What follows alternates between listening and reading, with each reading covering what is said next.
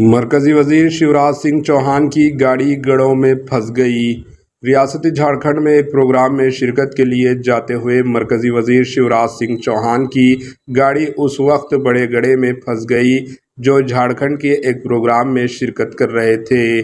शिवराज सिंह चौहान इस हालत में गाड़ी से बाहर निकले जहां गाड़ी हरकत नहीं कर पा रही थी और मुकामी हाकिम ने मौके पर पहुंचकर कार को बाहर निकालने में मदद की। Bureau report HN news.